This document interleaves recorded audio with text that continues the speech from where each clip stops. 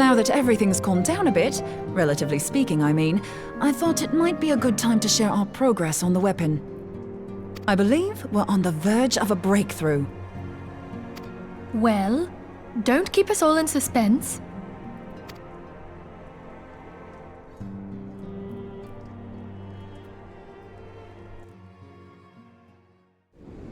Just in case anyone's forgotten, let's start by reviewing what we already know. So, an Ascian is an immortal because its soul doesn't return to the ethereal realm when its host is defeated. Instead, it flees to the place that lies between our world and the void. Therefore, the first step to permanently defeating an Ascian is preventing its soul from making this journey. And if you recall, when we last gathered here, I had verified that white auracite has adequate capacity to entrap the beings, albeit only briefly.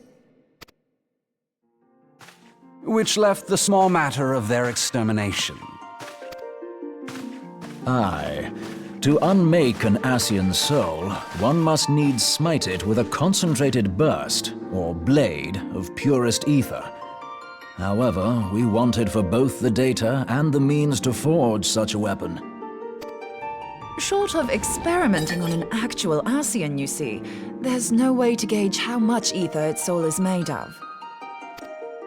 As such, we don't know what etheric density our blade needs to have in order for it to work. So we'll just have to make the densest blade we can and hope for the best. Though that would require a lot of ether. Hang on a minute! Why didn't we think of this before? White auracite can hold an absolute heap of ether, can't it? Please tell me you're joking. God's sakes, Ida. I feel as though I'm reliving the same scene over and over with you. How many times do you need to be told that white auracite cannot store ether for long periods? Being intangible matter, ether is given to dispersion. Only in its crystallized form is it a stable source of energy. I will test you later on this, so see to it you do not forget. Right, yes. It's all coming back to me. So our hopes rest on good old crystals again, do they? While they are certainly reliable, they leave something to be desired in the area of portability. Indeed. I am reminded of the quantity of corrupted crystals required to thwart Leviathan, and the extraordinary lengths to which the Lamentsons went to transport them. What if it should prove that a similar quantity was needed to destroy an Ascian's soul? Or still more? I do not envy the poor sod who has to lug all of that around, on the off chance that an Ascian appears. That's the very problem we set out to solve. And I reckon we've found the answer. If it isn't practical to lug around the ether we need, we'll just have to draw upon another source. And the only viable source is the land. If you mean to tap the great river of ether, know that it will entail considerable risk. Meddling with the currents may well induce a surge like to the one which despoiled Mordona. Give me a bit more credit, will you? Why would we need to tap the river when there are veritable reservoirs jutting out all over the land? I speak of corrupted crystals. It might be that their aspect is out of balance, but a crystal's a crystal. It contains ether, and we can help ourselves to it.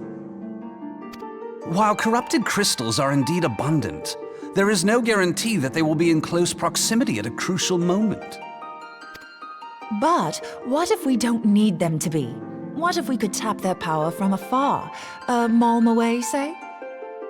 If we could do that, we'd have ready access to ether aplenty in almost every corner of Eorzea.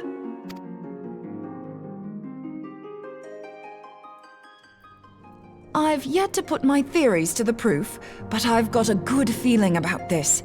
If no one has any objections, I'd like to see where this avenue leads. If you think it's worth your while, you have my blessing. But tell us, what are your theories? I, for one, am most eager to understand the process, however vaguely. I thought you might say that, but no one wants to listen to boring old theories all day, do they? I know I don't. So with your permission, I'd like to try something a bit more hands-on. I've already built an etheric siphon especially for this purpose, and I've been meaning to try it out. Thing is, the profusion of corrupted crystals in Mordona makes it something of a high-risk testing ground. If anything goes awry with the siphon, it would be better if it didn't happen within spitting distance of quite so much ether. Ideally, I need an isolated specimen. Does anyone know where I can find one? May I suggest northern Thanalan? There you will find corrupted crystals of middling size, standing a reasonable distance apart. Ideal for your needs, I should have thought. Oh, and if you do elect to visit the place, I should be much obliged if you would assist me in another matter while you are in the area. Has something happened? Movement has been observed at Castrum Meridianum. During Operation Archon, the Alliance dealt the stronghold a heavy blow. Its facilities were extensively damaged, and its garrison reduced to a fraction of its former strength. Not long after our forces withdrew, however, their ranks were replenished by reinforcements from Castrum's sentry. They now seek to rebuild, and to this end they have their sights set upon the ceruleum processing plant. Having lost the Empire's support, the 14th Legion lacks the resources to sustain itself.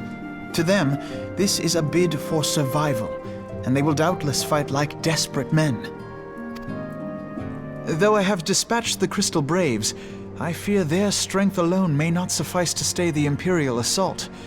I would request the Scion's aid in the defensive effort. If I didn't know better, I'd say you were trying to inveigle us into fighting your battle with the promise of shiny crystals. Well then, consider me inveigled. I won't lie, the crystals you speak of sound perfect, so the Garleans have to go. Besides, we can't afford to beat about the bush. There's no telling when the Arceans will next appear.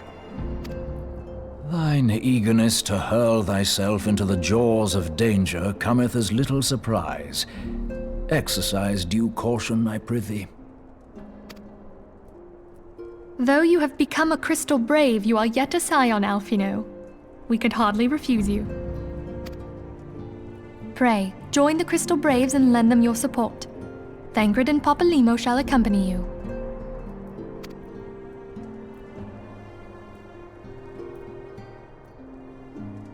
Ida and Y'shtola, in the meantime I would have you assist Moonbreeder. Scout out the crystal clusters, that the testing may commence as soon as the Garlean threat has been eliminated.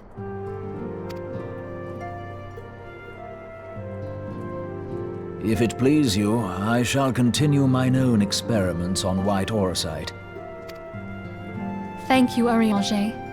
Everyone, pray see to your preparations and depart as soon as you're able. Go well, and be safe.